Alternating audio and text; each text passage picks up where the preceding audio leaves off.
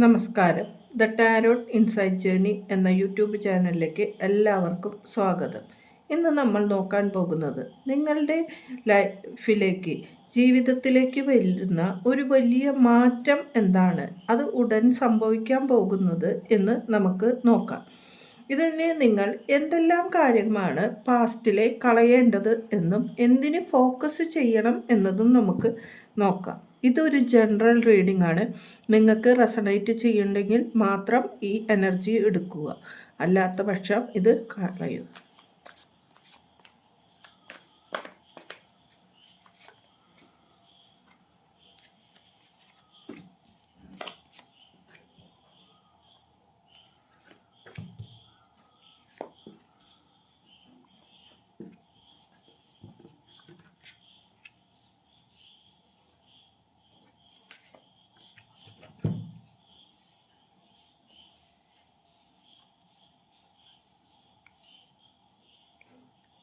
ആദ്യം കിട്ടിയിരിക്കുന്ന card high priestess എന്ന് പറഞ്ഞ കാർഡാണ് കിട്ടിയിരിക്കുന്നത്.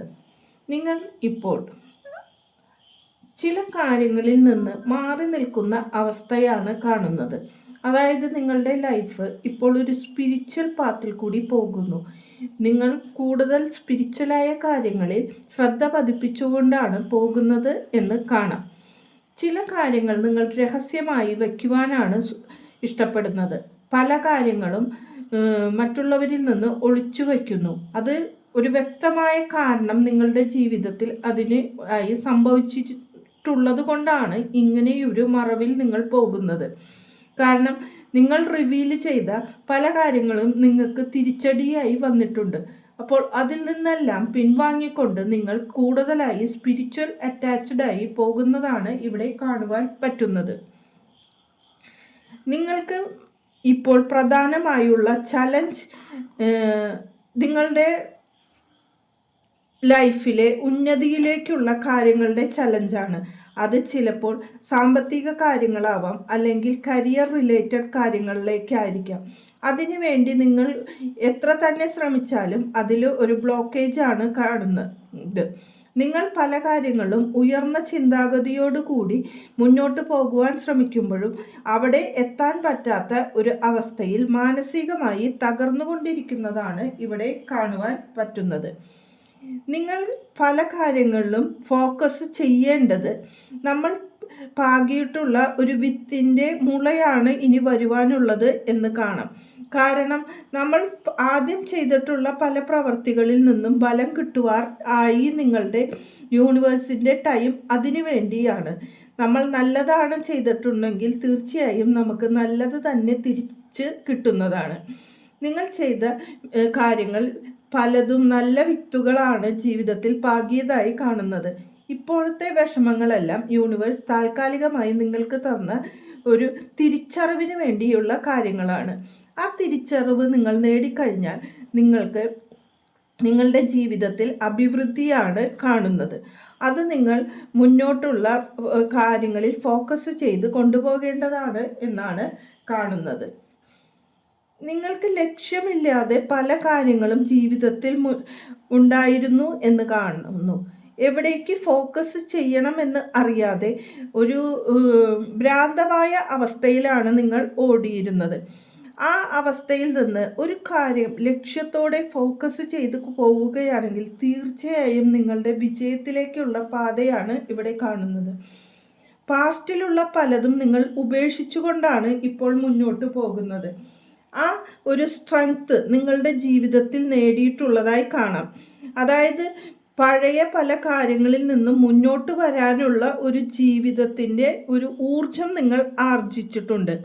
നിങ്ങൾ ഇപ്പോൾ ചിന്തിക്കുന്നത് മുന്നിൽ നിങ്ങൾക്ക് പ്രകാശമയം ആയ ഒരു സൂര്യോദയം ഉണ്ട് എന്നാണ്. പാസ്റ്റിലെ പല എനർജിയും നിങ്ങൾ അവിടെ കളഞ്ഞിട്ടാണ് പോകുന്നത്. അത് ചിലപ്പോൾ മാനസികമായ പല തകർച്ചയിൽ ഉള്ള കാര്യങ്ങളായിരിക്കാം, റിലേഷൻഷിപ്പായിരിക്കാം, അല്ലെങ്കിൽ മറ്റുള്ള കാര്യങ്ങളായിരിക്കാം.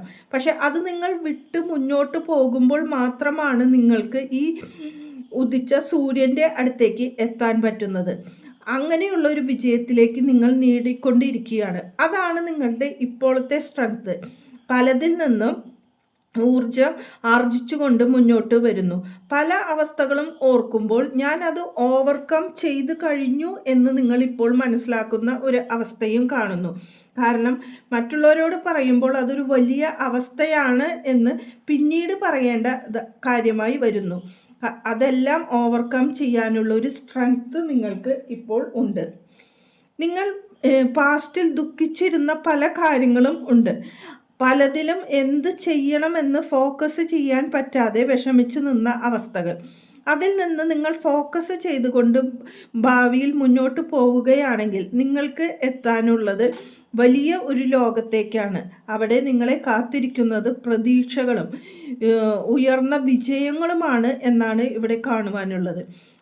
ഇതിൽ നിങ്ങൾ വിഷമിച്ച് ഇരിക്കാണ്ട് എഴുന്നേറ്റ് തന്നെ സ്ട്രെങ്തോടു കൂടി പോകണം എന്നതാണ് പറയുന്നത്.